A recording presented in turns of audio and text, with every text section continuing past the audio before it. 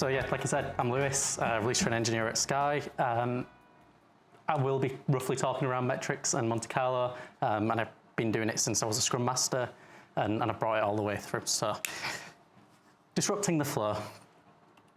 This is the point where you'll probably expect me to pull up loads of charts, diagrams, maybe show you some Monte Carlo forecasts and how they work, but I feel like that might be a bit boring. And you'll probably all fall asleep because I've talked to my teams in the past about metrics and I just see them falling asleep at the back of the room.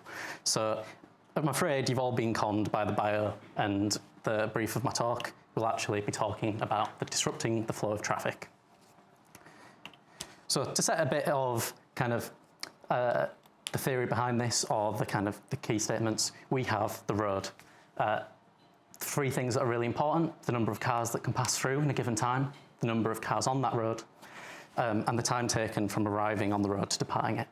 These are really important, and you might have heard something similar because they are actually the throughput, the work in progress, and the cycle time.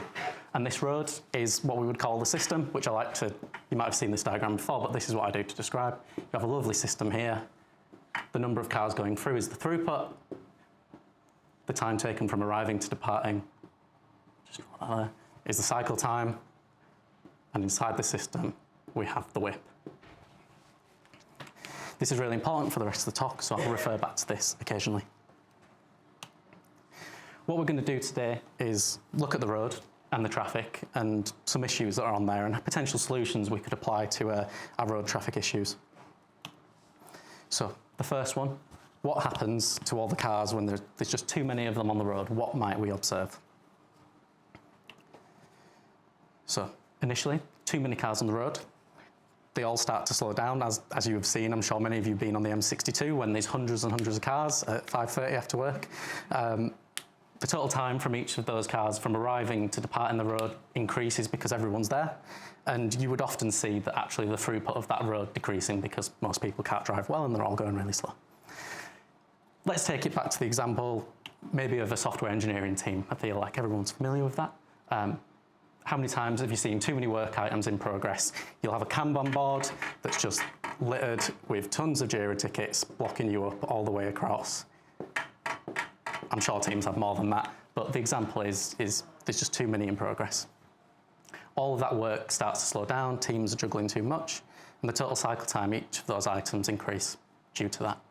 And sometimes, and only sometimes, the throughput would decrease as an effect of that. What solution could we potentially bring to this? So looking at the road, we could reduce the number of cars on the road by encouraging something like car sharing. That's something that we all might do.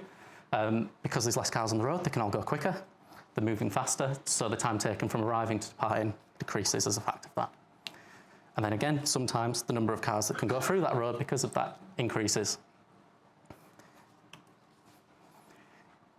Implementing something really simple, this is bread and butter, such as a WIP limit, would help reduce this.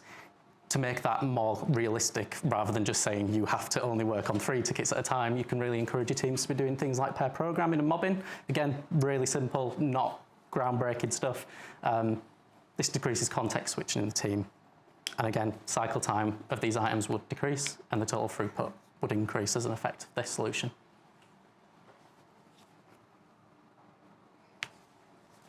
Let's look at another problem, one a bit more complicated. What would we observe when there is a lane closure at a certain point in the road?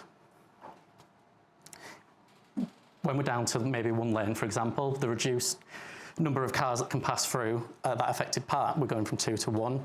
Only a certain amount of cars can pass through that in a certain time. So a queue forms at the point that the lane has closed. This again has the knock-on impact of the total time to arrive and to departing increasing, and again, the number of cars that could pass through in any given time decreases.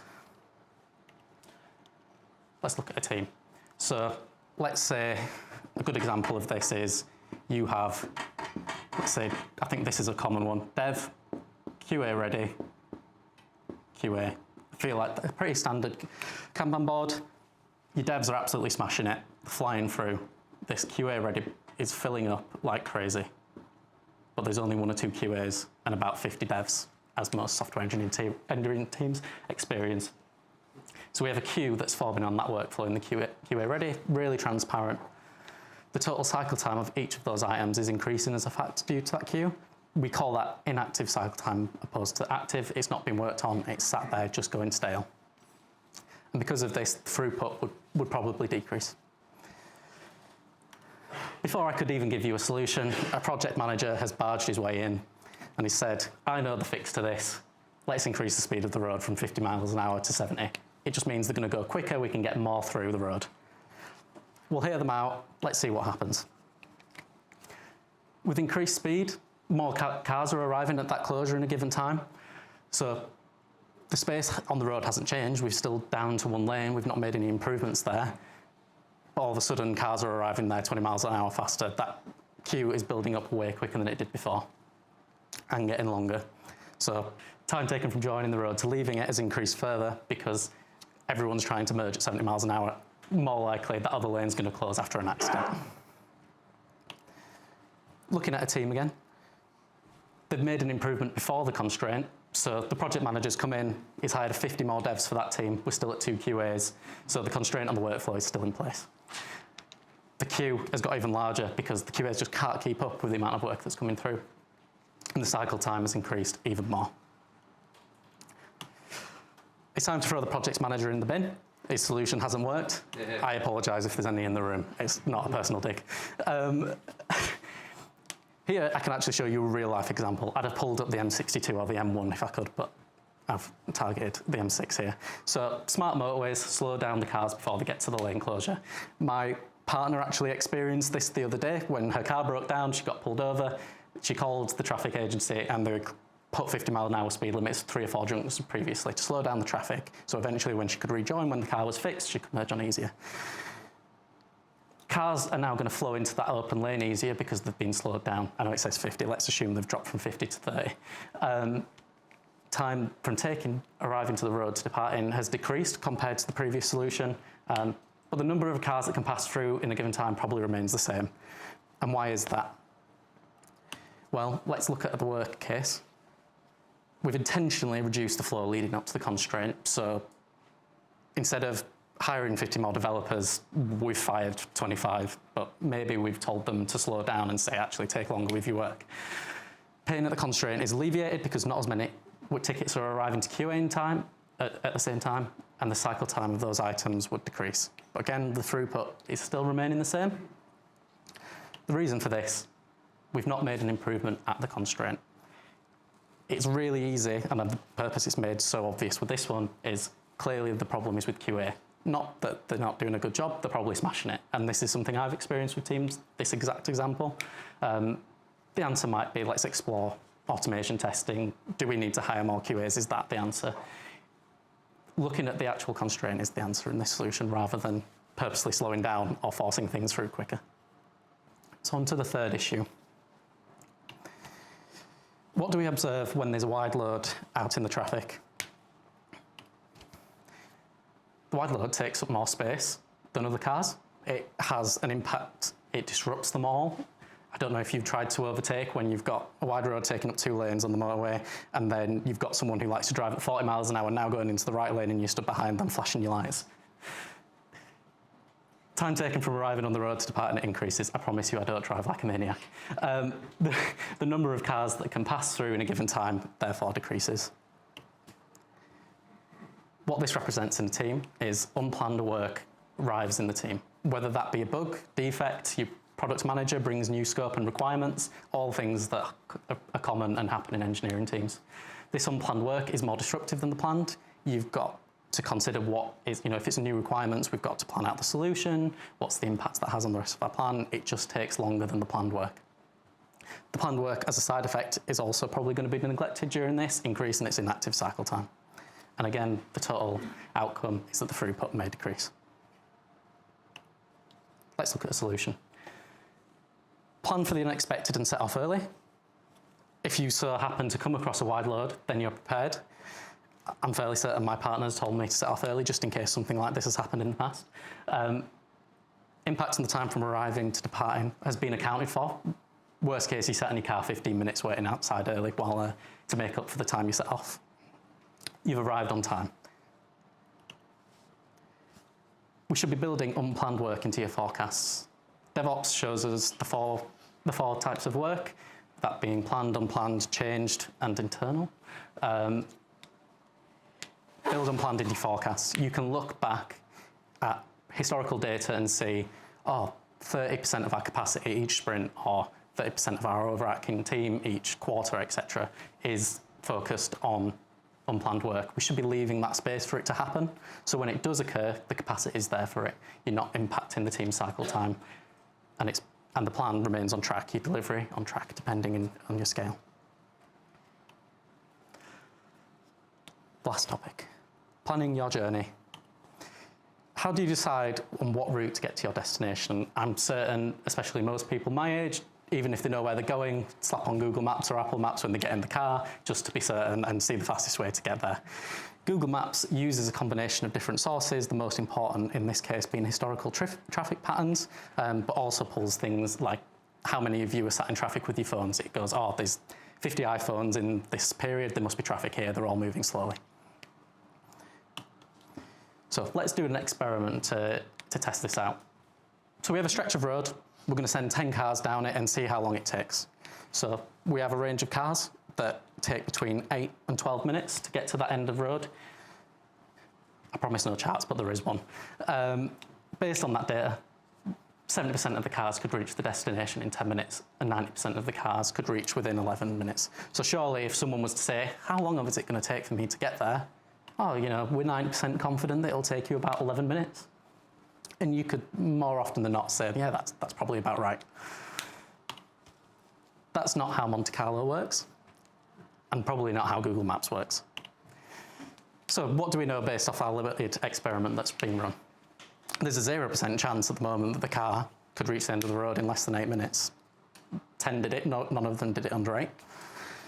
From each minute from 8 to 12, there's any given chance that they could cross that road. There's no proof that them arriving in different times was an impact of different scenarios. So if we ran it again, in theory, all 10 could do it in 8 minutes, or all 10 would take 12. So let's run it again a couple of 100 times and see what happens. So doing it again in a slightly different format, rather than tracking how long each car took, we'll see how long it took for all 10 cars to cross, and then do that a couple of 100 times. So in one rare case, all 10 cars reached the end of the road in 7 minutes, but that wasn't possible before. What you've not been told here, in that case, all 10 of those cars were BMW drivers and were speeding at about 100 miles an hour down the right lane.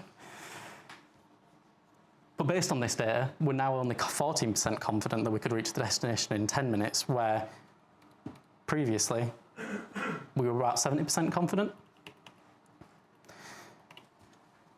So you'd need about 100 more slides to go through exactly how Monte Carlo works. But this is the rough rundown and how I'm trying to make it simple.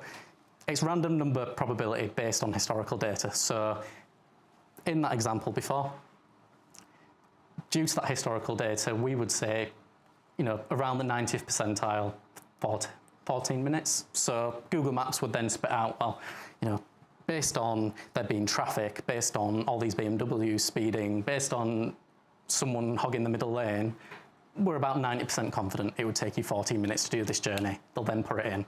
And you know that this is roughly how it works, because how many times have you been in the car? It said 15 minutes. You've got there and gone, I got there, I bet Google Maps by two minutes, but I didn't speed. It's been taken into account all these different patterns that have happened in the past to give you the best possible outcome. It'll know where there's traffic. Taking it back to the team finally, think about the sprint where everything went well. You delivered everything early, you pulled in a ton of extra work, you delivered some tech debt, amazing. But then think about the one where everything went wrong, the catastrophe, what I like to call the 95% catastrophe, where your dependencies were late, you just hit tons of technical snags, there was tons of defects, additional scope that came up, and it just didn't go to plan. Monte Carlo takes all those different scenarios and gives you different varying confidences, and you can then play that out into your forecast. So yes, I did cover some topics, and I spoke about flow metrics and WIP limits, theory of constraints, 4 ways of work from DevOps and Monte Carlo forecasting. But the message isn't go and use these with your teams. I've not given you enough detail to really dive into this and what it truly means or the maths behind it. But the message is keep it simple. The amount of times I've covered these sorts of topics with teams or the Scrum Masters and with other individuals, they look at you glossy-eyed, having no idea what's going on because you're just talking about maths and you've not made it digestible. And talking about traffic, we can all relate to that. Just like how engineers, when they talk to you about their coding, unless you've got the background in it, you sit there going, cool, what does that mean? Can you speak in English, please? So messages, keep it simple, make it relatable. I'm conscious that was way shorter than the slot I've probably been given, so feel free for any questions, whether it's deep dives into any of those topics. But thank you for listening.